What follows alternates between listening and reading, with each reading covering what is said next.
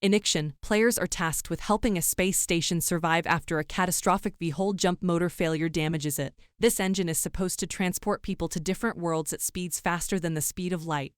But it fails in a spectacular and dangerous way. With no support from their original crew on Earth, players must keep their crew alive at all costs. One of the many problems players face is how to supply a depleted crew with no one to recruit from Earth. The answer lies in the stars. Explore the Cryonics Center. In Ixion, a simulation set on a station entirely in space, players will need many more crew members than they will start with in the first chapter. Crew is a necessary resource for everything in the game, from managing the various buildings that produce resources such as alloys, polymers, and food, to crewing buildable spaceships that can scout and scavenge materials first, repairing the station's hull. This makes crew the most important resource in the game, but they can be difficult to acquire. At the start of the game, the best way to do this is to search for the Cryonics Center. Players should build research ships and send them to all available planets they discover with a probe, as this will greatly speed up the research process. Once the Cryonics Center has been researched, players will need 40 alloys and 3 electronics to build the Cryonics Center, 5 power to operate it, and 15 crew to operate it.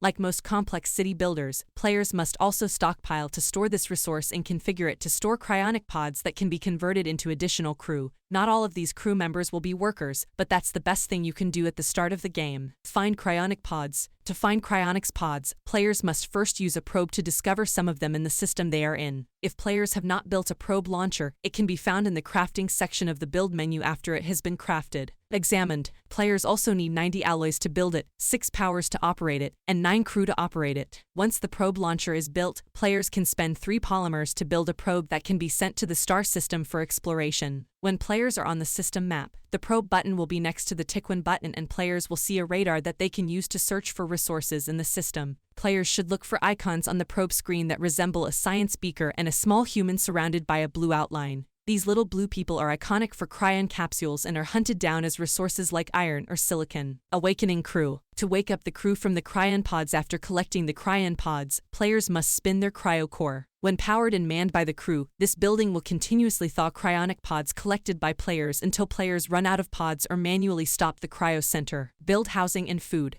As with most survival games, players need to be sure they figure out how to build enough housing and food production facilities to provide their newly thawed crew members with a place to live, or they'll start to bring down the stability of the industry, potentially causing widespread misery and accidents. Thank you for watching. Please like and subscribe and support my channel.